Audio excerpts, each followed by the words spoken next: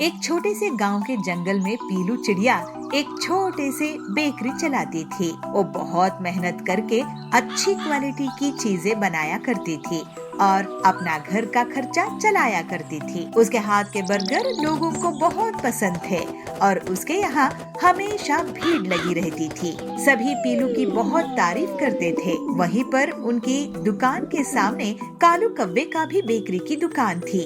वो पीलू से बहुत जलता था और एक दिन उसने अपनी दुकान को और भी बड़ा कर दिया, जिससे पीलू की दुकान में अब लोग कम जाने लगे। ऐसे ही एक दिन आइसक्रीम सप्लाई करने वाला टिल्लू पीलू के पास पहुंचता है। पीलू बहन, क्या बात है, आप आजकल आइसक्रीम नहीं ऑर्डर कर रही हो? क्या बताऊं टिल्लू जी, उस कालू के कारण मुझे बहुत नुकसान हो रहा है। मैं तो दुकान बंद करने की सोच रही हूँ। अरे ऐसी अपशगुन बातें मत करो बहन।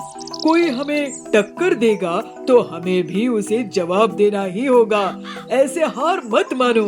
लेकिन भाई साहब, आप तो अच्छे से जानते हैं कि मैं उधार नहीं लेती। बहुत जल्द ही मेरे इतना नुकसान हो जाएगा कि मुझे उधार लेना पड़ जाएगा और मुझे वैसा भी नुकसान होने ही लगा है।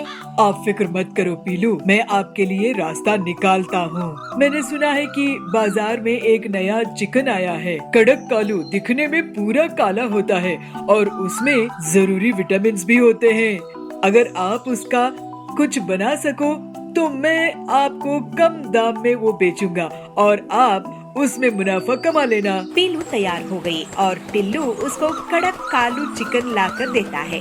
कड़क कालू से पीलू शाम में बर्गर पैटीज बनाती है और उसे अपनी सहेली सुंदरी को टेस्ट करने के लिए देती है। बहन, ये नए काले बर्गर है, तुम जरा इसे टेस्ट करके तो बताओ कि ये कैसे बने हैं। वाह बहन, ये तो लाजवाब काले बर्गर्स हैं। मैंने तो ऐसे कभी नहीं खाए। और फिर पीलू अपनी दुकान में काले बर्गर्स बेचने लगी। उसकी दुकान में बच्चों की भीड़ इतना हो गई और जल्द ही पूरे बर्गर्स बिक गए। इसके बाद आए दिन उसको टिल्लू कड़क कालू का चिकन सप्लाई करने लगा। पीलू अपने काले बर्गर्स को बहुत कम दाम में बेचती थी। इसी की वजह से कालू कव्वे की बिक्री अब ठप हो गई थी। पीलू के बर्गर्स के लिए अब बड़े बड़े ऑर्डर्स मिलने लगे और वो बहुत अमीर हो गई। इस वजह से गरीब लोग भी उसके बर्गर को खा सकते थे। फिर पीलू अपना जीवन हंसी खुशी निकालने लगी। बंटी एक बहुत ही होशियार मिस्त्री था। इंजीनियर्स भी उससे घर बनाने के पहले सलाह मशवरा करते थे। बंटी बहुत मेहनती था और लोगों की मदद के लिए पैसे भी उधार दे देता था। एक उसकी पत्नी पीलू उससे कहती है, अजी सुनते हो, आप पूरे गांव के लिए घर बनाते हो, लेकिन हमारा खुद का कोई घर नहीं है। बारिश का मौसम आने वाला है, छत की मरम्मत करवानी है। हमारा अपना घर कब होगा? कभी सोचे हो? वो टिल्लू कितनी जल्दी से अपना घर बना लिया, जबकि उसको आपके जितना भी काम नहीं आता है। अरे पीलू, क्यों दूसरों की तरक्की देखकर जल रही हो? बारिश के मौसम के लिए मैं तैयारी कर लूंगा और एक दिन हमारा भी अपना घर होगा। तुम इतना मत सोचो। फिर बंटी अपने दोस्त हरिया को, जो कि ईंट सप्लायर था, उसको सारी बात बताता है। हरिया भाई, तुम मुझे मेरे घर की मरम्मत के लिए ईंट कितने में दोगे? अरे क्या बंटी भाई, तुम्हारी मदद से तो आज मेरा इतना बड़ा कारोबार है। तुम बस बताओ कितनी ईंट चाहिए, तुम्हें ईंट मिल जाएंगी। फिर हरिया बंटी के घर के बाहर एक ट्रॉली ईंट डलवा देता है।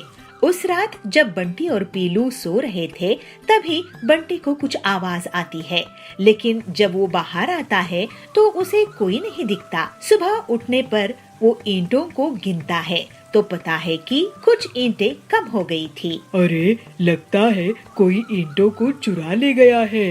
कौन हो सकता है जी? ऐसे ही अगले सुबह ईंट कम मिलती है तो बंटी परेशान हो जाता है। ये रोज रोज कौन हमारी ईंटों को चुरा रहा है? आज रात मैं पहरेदारी करूंगा। फिर उस रात बंटी जागकर ईंटों की रखवाली करता है। वो एक कोने में छुपकर नजर बना रखता है और थोड़ी ही देर में देखता है कि कुछ बहुत ही छोटी छोटी चिड़िया अपनी अपनी ट्रैक्टर में ईंटों को चुरा कर ले जा रही है। पीलू और बंटी दोनों उनका पीछा करने लगते हैं। फिर जंगल से होते हुए वो छोटी छोटी चिड़िया एक गुफा के अंदर चले गए।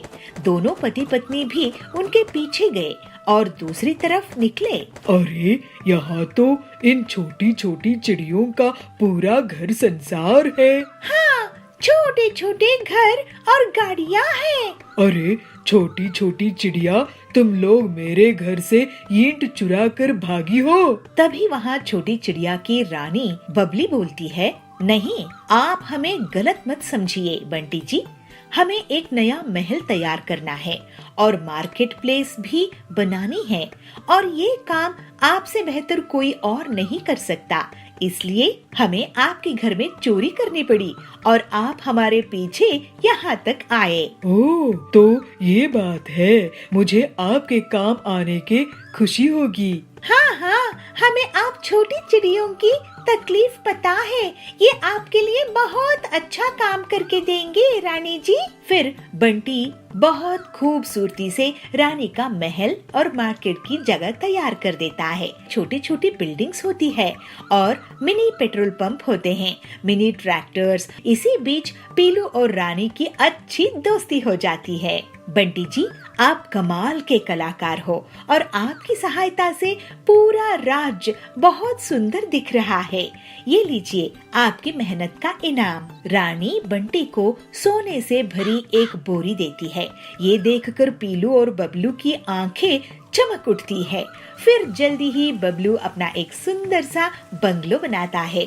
बबलू अब एक कंस्ट्रक्शन कंपनी शुरू कर देता है और बहुत पैसे कमाता है। फिर पीलू और वो खुशी खुशी रहने लगते हैं।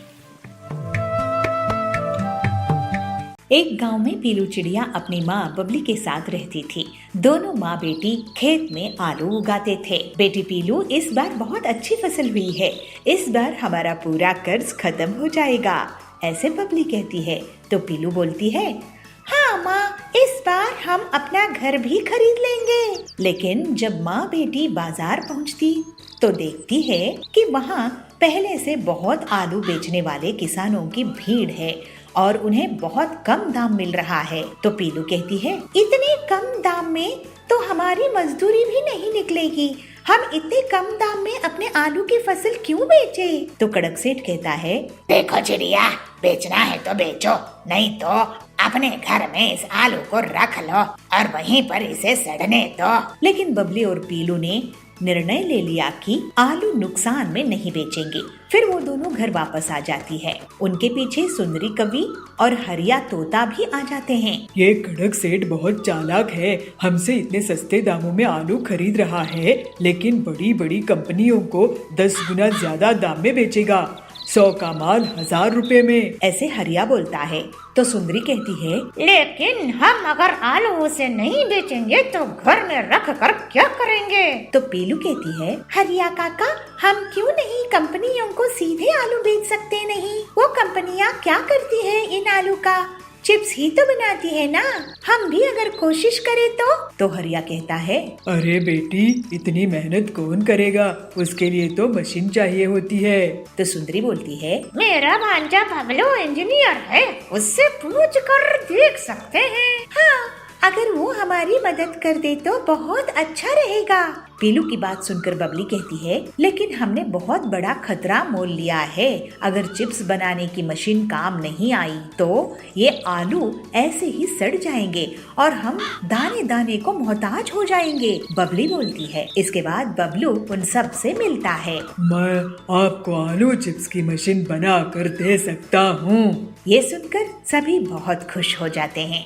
इसके बाद बबलू के बनाई हुई मशीन से सभी के आलू काम में लगते हैं और आलू का छिलका छील कर उनकी कटाई होती है, फिर धुलाई होती है और फिर उन्हें हवा के ब्लोअर से सुखाकर तलने दिया जाता है। हम सभी ने इसमें अपनी अपनी कमाई के पैसे लगाए हैं। ये हमें बहुत मुनाफा कराएगी।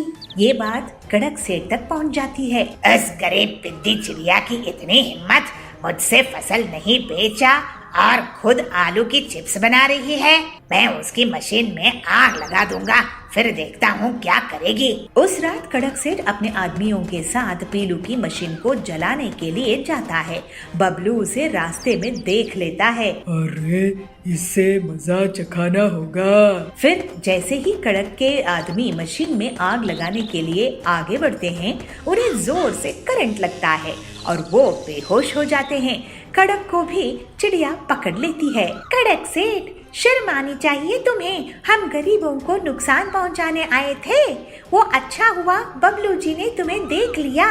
अब तुम और तुम्हारे आदमी जेल में सड़ेंगे। फिर कड़क को जाबाज इंस्पेक्टर जेल में डाल देता है। अपनी बहादुरी के कारण बबलू पीलू को पसंद आ जाता है और पीलू की मेहनत देखकर बबलू उसको पसंद करने लगता है। फिर दोनों की जल्दी ही शादी हो जाती है और वो दोनों मिलकर सुंदरी और हरिया काका के साथ चिप्स की कंपनी खोल लेते हैं। इस तरह से बाकी के किसानों की भी मदद करते हैं।